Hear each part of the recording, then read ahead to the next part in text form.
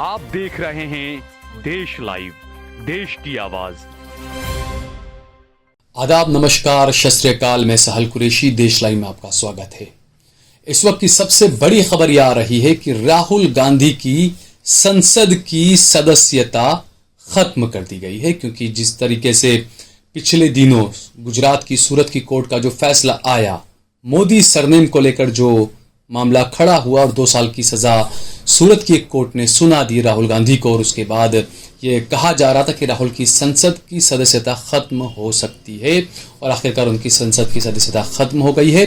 हालांकि उनके पास में 1 महीने का वक्त बचा हुआ है। 29 दिन के अंदर राहुल गांधी को ऊपरी कोर्ट से जो 2 साल की सजा हुई है उस पर स्टे लेकर आना पड़ेगा, तो जो उनकी जो सदस्यता रद्द हो गई है वो दोबारा बहाल की जा सकती है। और अगर ऊपरी कोर्ट से अगर ये फैसला नहीं आता है तो राहुल गांधी 2024 का चुनाव भी नहीं लड़ पाएंगे। इसी मुद्दे पर हम बात करेंगे, लेकिन उससे पहले अगर आपने हमारा चैनल देश लाइव सब्सक्राइब न किया हो तो हमारे चैनल को जरूर सब्सक्राइब कर लें। सोशल मीडिया के तमाम प्लेटफॉर्म्स पर, फेसबुक पर, ट्विटर पर, इंस्टाग्राम पर आप सहल कुरैशी, देश लाइव और सहल कुरैशी ऑफिशियल, इन तीनों पेज को जरूर फॉलो कीजिएगा। राहुल गांधी को लेकर देश की सियासत अलग ही रास्ते पर चल रही है। सभी चोरों का सरनेम मोदी क्यों, ये राहुल गांधी ने कहा था, और उसके बाद सूरत में पूर्णेश मोदी नाम के बीजेपी के एक नेता ने राहुल गांधी के खिलाफ मानहानि का दावा किया। उन्होंने कहा कि मैं मोदी हूं और आपने जो कहा इससे मेरी भावनाएं आहत हुई है, और इसी को लेकर मानहानि का केस किया गया था।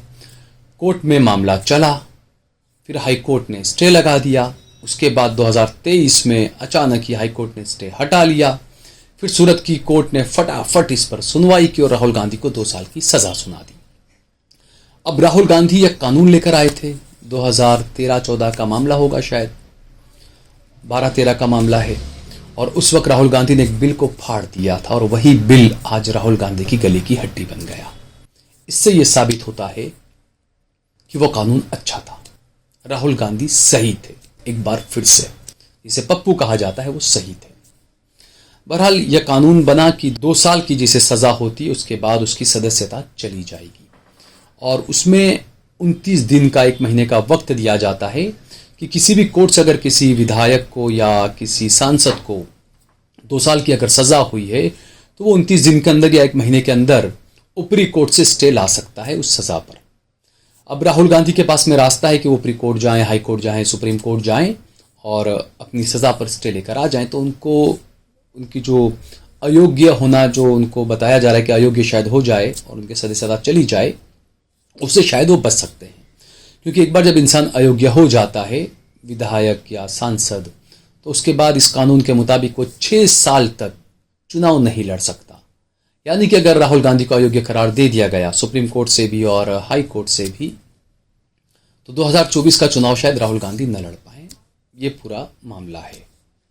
अब दूसरी तरफ यह है कि सुप्रीम कोर्ट ने कुछ वक्त पहले बीजेपी के 2 नेताओं विजेंद्र गुप्ता और मनोज तिवारी को मानहानि के एक मामले में बरी कर दिया था, और वो भी कुछ ऐसा ही था कि 2000 करोड़ का या पता नहीं कुछ घोटाले का आरोप लगाया था मनीष सिसोदिया पर, या उस तरह का कुछ मामला था, और उसमें इन्होंने कुछ आरोप लगाया, मनीष सिसोदिया ने भी मानहानि का आरोप लगाया, फिर बाद में इन्होंने भी कुछ मानहानि, ये तमाम चीज़ें थी।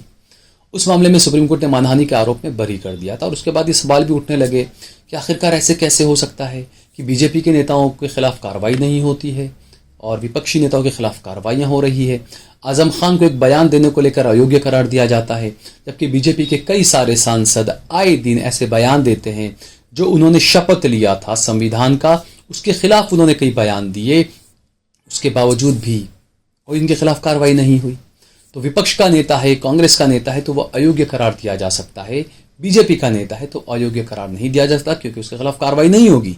क्या ये एक पैगाम दिया जा रहा है, ये एक मैसेज दिया जा रहा है कि पिछले दिनों हमने देखा जिस तरीके की कार्रवाइयाँ हो रही है, वो सीधे तौर पर 150 अगर कार्रवाई होती है तो 140-145 कार्रवाइयाँ विपक्ष के नेताओं पर होती है, और अगर बीजेपी और एनडीए के किसी नेता पर कार्रवाई होती है तो वो इसलिए होती है कि वो पार्टी की लाइन से अलग जा रहा होता है या पार्टी के खिलाफ कुछ बोल रहा होता है, तो उसके खिलाफ भी कार्रवाई हो जाती है, या वो विपक्षी किसी पार्टी में जाना चाह रहा होता है इसलिए उसके खिलाफ कार्रवाई हो जाती है।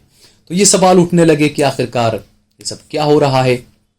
अब दूसरी बात यहां पर ये आती है दोस्तों, कानून जो कहा जाता है कि सभी के लिए है, तो अगर राहुल गांधी ने यह कहा कि सभी चोरों का सरनेम मोदी क्यों होता है, जब इस बात को लेकर राहुल गांधी पर 2 साल की सजा हो सकती है राहुल गांधी को, तो बीजेपी के कई नेताओं ने कहा सभी आतंकवादी मुसलमान क्यों होते हैं।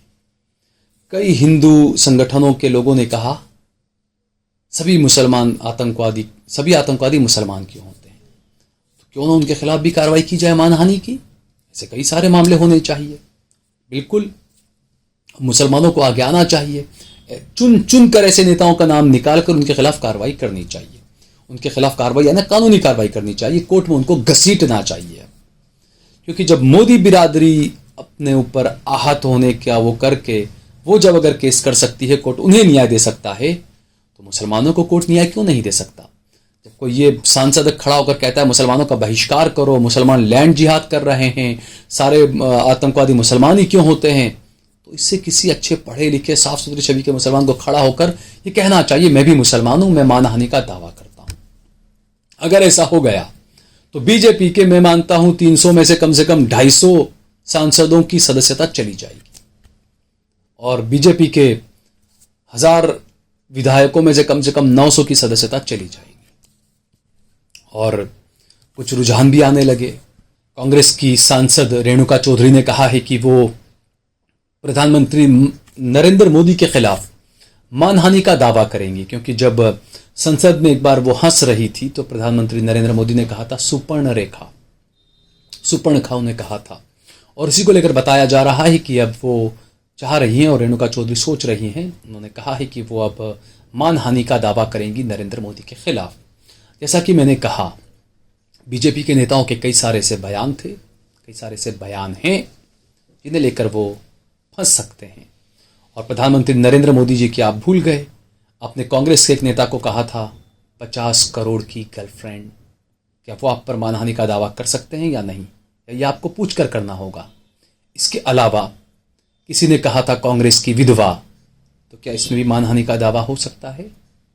किसी ने कहा था पप्पू, तो क्या इस पर भी मानहानि का दावा हो सकता है। कई सारी ऐसी चीजें हैं दोस्तों जिसके बारे में हमें सोचना चाहिए कि आखिरकार मोदी हटाओ देश बचाओ ये अगर नारा किसी ने दिया और पोस्टर लगा दिए, लोगों के खिलाफ एफआईआर दर्ज कर ली गई।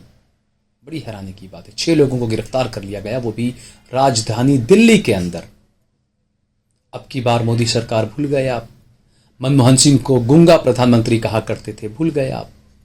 मौन प्रधानमंत्री कहा करते थे, भूल गए आप। रिमोट वाला प्रधानमंत्री कहा करते थे, भूल गए आप। अब एक प्रधानमंत्री अगर आपके खिलाफ एफआईआर कर दे, मानहानि का दावा कर दे, कर सकते हैं या नहीं, क्या उन्हें इंसाफ मिलेगा या नहीं, या कोर्ट और न्यायपालिका पर जो सवाल उठ रहे हैं क्या वो सवाल जायज हैं, ये भी एक सवाल उठ रहा है। हालांकि मैं बार बार कहता हूं कि हमारी कोई ऐसी मंशा नहीं है, हमें कोर्ट कचहरी और न्यायालय पर सवाल नहीं उठाने चाहिए, लेकिन जो जनता बोल रही है, जो जनता के अंदर जो परसेप्शन बन रहा है, और जिस तरीके से विपक्षी नेताओं के खिलाफ कार्रवाइयां हो रही है, जिस तरीके से कानून मंत्री खुद खड़े होकर एक तरह से धमकी वाले अंदाज में अगर जजों को ये कह दें कि कई जज ऐसे हैं जो विपक्ष के उसमें बातों में आ रहे हैं, विपक्ष के लिए काम करने का और तमाम चीज़ें, कुछ ऐसा बयान उन्होंने दिया था, तो क्या वो ये दिखाना चाह रहे थे कि जैसे मोदी को, अमित शाह को क्लीन चिट देने वालों को हमने गवर्नर बना दिया, ऐसे आप भी हमारे फेवर में रहिए तो हम आपको बना देंगे कुछ भी। क्योंकि पिछले कई ऐसे पूर्व जज जो हुए, रिटायरमेंट के बाद कई जजों को मलाईदार पद दिए गए, ये भी सवालों के घेरे में आया, तो सवाल कई उठने लगे। और जैसा मैंने बताया कि अगर राहुल गांधी को कुछ बयान देने को लेकर एक समुदाय या एक खास वर्ग अगर आहत होता है, और इस मामले में राहुल गांधी को अगर 2 साल की सजा होती है, तो बार बार जो मुसलमानों को लांछित करते हैं, मूल्य काटे जाएंगे कहते हैं, लैंड जिहाद कहते हैं, लव जिहाद कहते हैं, सभी आतंकवादी मुसलमान ही क्यों होते हैं ये कहते हैं जो लोग, क्या उनके खिलाफ भी कार्रवाई नहीं की जानी चाहिए। मुसलमानों को आगे आना चाहिए, मुस्लिम संगठनों को आगे आना चाहिए और ऐसे लोगों के खिलाफ बिल्कुल कार्रवाई करनी चाहिए। अब राहुल गांधी का क्या होगा, देश की राजनीति अगले 29 दिनों में किस तरफ पलटेगी ये आने वाला वक्त बताएगा, क्योंकि 29 दिन का वक्त है राहुल गांधी के पास, जो 2 साल की सज़ा उन्हें हुई है, वो 2 साल की सज़ा के खिलाफ कोर्ट जाते हैं। कोर्ट क्या करता है? कोर्ट उनकी बात को मानता है। कोर्ट 2 साल की सज़ा पर स्टे लगाता है या नहीं लगाता है, तो राहुल गांधी की सदस्यता चली जाएगी। वो जो है वो अयोग्य करार दे दी जाएंगे और 6 साल के लिए आने वाले वो चुनाव नहीं लड़ पाएंगे। ये पूरा मोटा मोटा मैंने आपको बताया।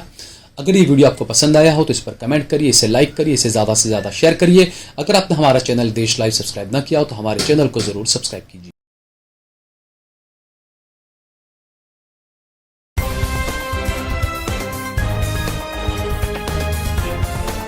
देश और दुनिया की तमाम छोटी और बड़ी खबरों के लिए हमारे चैनल को सब्सक्राइब करना न भूलें और बेल का बटन जरूर दबाएं।